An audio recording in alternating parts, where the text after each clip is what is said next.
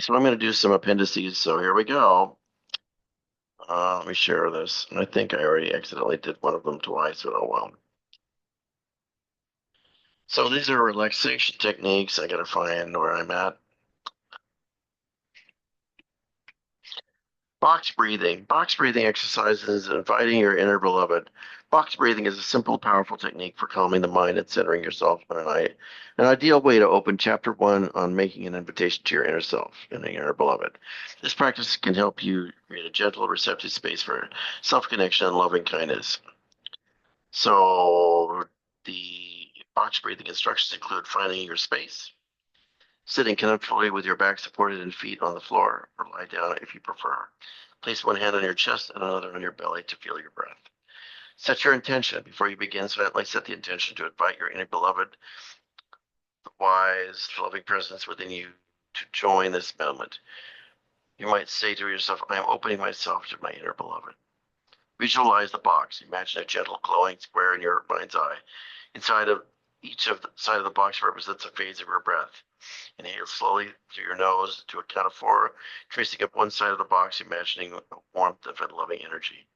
Hold your breath for four counts, moving across the top of the box. Feel that loving energy settling into your heart. Exhale gently through your mouth for four counts, tracing down the other side of the box. Imagine releasing any tension or self-judgment. Hold your breath again for four counts, moving along the bottom of the box. Rest in the stillness, preparing to begin again. Repeat, but I would say suggesting that you might want to move down your body, in through your nose and out through your mouth, through your release the tension in your head, release the tension in your shoulders, release the tension in your hands, in through your mouth, out through your nose, out through your hands, into your head, out through your mouth, and down through your torso and chest, in through in through your nose, out through your mouth, and release the tension in your middle section, into your nose, out through your mouth, and out of your legs, shooting out through the end of your legs into you, relaxing. Continuing this cycle for 4 to 6 rounds as long as you feel comfortable. With each breath, imagine the presence of your inner beloved growing stronger, filling you with a sense of safety and acceptance. You can also add a loving kindness mantra. During each phase, you can silently repeat gentle phrases to deepen your invitation. I welcome my inner beloved. I rest my in loving presence. I release what no longer serves me. I am open to love within. Closing the practice. When you feel ready, let your breath return to normal. Sit quietly for a moment, noticing any sensations or feelings that arise. Thank your inner beloved for joining you and carrying out this sense of connection with us into the next steps. The box breathing exercise not only calms and centers you, but also creates a mindful, loving space, perfect for beginning your journey of inviting and meeting your inner self and your beloved.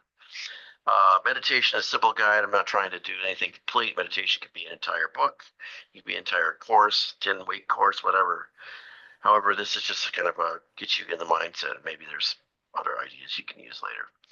Meditation is a straightforward practice that anyone can try. No special equipment or experience is needed. The goal is simply to pause, breathe, and become more aware of your mind and body. Here is a simple way to get started. Find a quiet, comfortable spot to sit. You can use your chair, your bed, or your floor, whatever works for you. Sit upright but relaxed, with your hands resting on your lap or on your knees. Set a timer. Start small, just 2 to 5 minutes. As you get used to it, you can increase the time. Close your eyes gently, or keep them softly focused on a spot in front of you, or concentrate on your nose. Take a few deep breaths in through your nose and out through your mouth. Let your breath settle into its natural rhythm. Notice how your body feels. Do a quick scan from head to toe, just observing any tension. And breathe in through your mouth, nose, and out through your mouth, and release the tension in the part of body. I like to go from top to bottom. Everything flows out through your feet, in through the top and out through your feet until there's no really, you're very relaxed. Bring your attention to your breath. Feel the sensation of breathing in and out. If you like, count your breaths up to 10. Start up once again. When your mind wanders, and it will, simply notice the thought and gently bring your attention back to your breath and concentrating on your nose or point in front of your face. There's no need to judge yourself or to try to stop your thoughts. Just let them pass by like clouds in the sky. And remember that for Jungian, you're not trying to empty your thoughts or empty out your ego. You're just trying to relax. After the timer goes off, take a moment to notice how you feel and before moving on for your day. So there's some tips for beginners. Don't worry about doing it right. Just show up and do it. Try to meditate at the same time each day and make it a habit. Morning or evenings often works well. If you're really tense at work and you get crazy and you want to step out for a minute, you can find an empty conference room or whatever and do this for 5 or 10 minutes. If you want to explore further, there are many books, apps, and guided meditations available for deeper study. See the works of John Kabat-Zinn, Headspace, or Tara Brach for more comprehensive guidance. Meditation is a simple, powerful way to connect with your inner self and bring a little more calm and clarity into your life. It can make all the difference at work where you're being driven crazy. Active imagination, a simple guide and important warnings. Active imagination is a creative, conscious way to connect with your unconscious mind. Developed by Carl Jung, it is different from meditation because instead of the Eastern way of quieting your thoughts, you actually be engaged with the images, symbols, and inner figures that arise from within. You're actually trying to have a conversation. Think of it as a dialogue or a drama within your own inner world. To practice active imagination, you find a quiet, safe space. You turn off distractions, sit comfortably, and set aside time with it so that you will not be disturbed. Begin with a starting point. This could be a recent dream, a strong emotion, or a recurring fantasy, or even a question that you can't shake. You can be in the middle of the day, it can be at night, it can be laying in bed, waking up from a dream, it can be before you go to bed, saying a little prayer and saying, I want some guidance, I need something. Say a little prayer and keep it simple. Focus your attention, relax, but stay alert. Let your mind settle, then gently bring up your chosen image, feeling, or question. Go to your safe place. Notice what comes up as an image, a voice, a feeling, or even a body sensation. Engage with what appears instead of just watching. Interact. If a figure shows up, ask it questions or talk to it, but do not be confrontational. If a scene unfolds, participate with it. Let the story develop naturally without forcing or judging it. Your ego is now a participant in your life. Your ego is no longer running things for the rest of your life. Your ego is set to the side as a function of control and focus, but it is not center of attention now. 10% of you is ego, the rest of you is the ancient brain that needs to be honored and listened to. That's the way to create a balanced existence.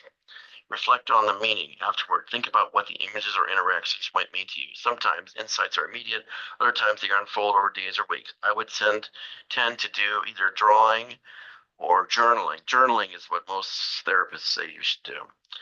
Tips for effective practice of active imagination: do not rush the process. As I mentioned earlier in one of the other videos, it's like the walls of Jericho. Eventually they fall. You have to circle around and around and around the problem until you finally get to the point where the walls fall. If you keep working at it, you will eventually get it. It could take a month, it could take a day, it could take a year. It's going to be a process. These problems created themselves over the course of years and months, maybe decades. You don't expect them to suddenly fall in a matter of days. Take your time and be patient with whatever arises. Avoid judging or censoring the images and feelings that come up. They are part of your psyche and may have something important to show you. Rituals can help. Starting and ending with a simple ritual like lighting a candle or saying a short intention can help signal to your unconscious that you're entering and leaving the special place. It also gets the attention of your inner self. Your inner self sits there all the time waiting. And if you don't say, hey, I want to talk to you, it doesn't always know, just like it doesn't always know when you got to get yourselves attention, introduce yourself. You have to have a relationship with it. That's what this whole book is about. So there are important warnings and boundaries. Active imagination can be powerful, but it can also come with risks if not approached with care.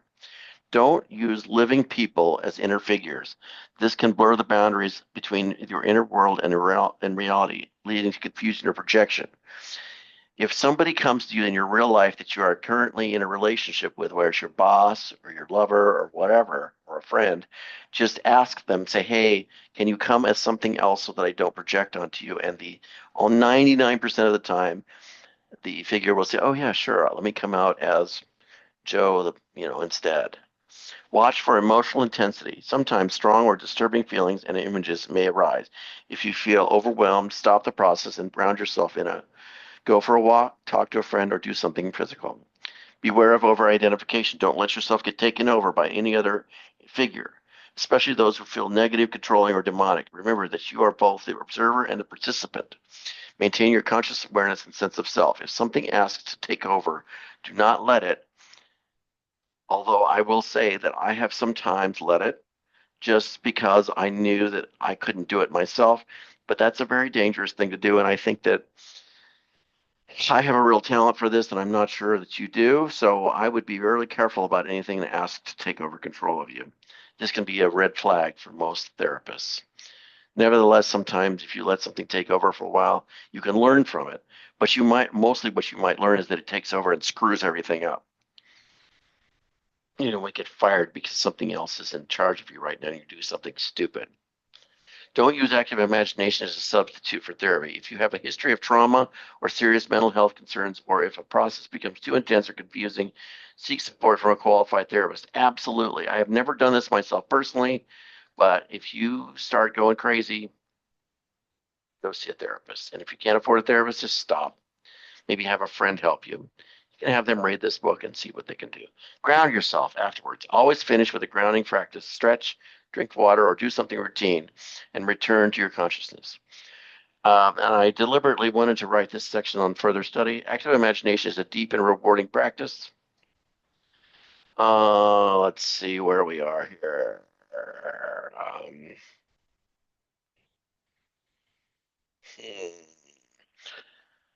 Active imagination is a deep and rewarding practice, but this is just a starting point. For more detailed guidance and examples, see the works of Robert Johnson's inner work, Marie-Louise von France, or Jung's own writings. If you're new to this, consider working with a Jungian therapist or joining a support group. But good luck finding a Jungian therapist, man. They're very expensive. They're $300 an hour or whatever. You can't find them hardly anywhere. They're mostly online and they're busy. That's why I've got my practice as a Jungian life coach, is because they can't get a hold of these people. These people are my friends, and even I can't really refer you to them because they're busy. But sometimes I'll ask them questions. Active imagination can open doors to creativity, healing, and self understanding. Approach it with curiosity, respect, and care for your own boundaries. Thus endeth the lesson.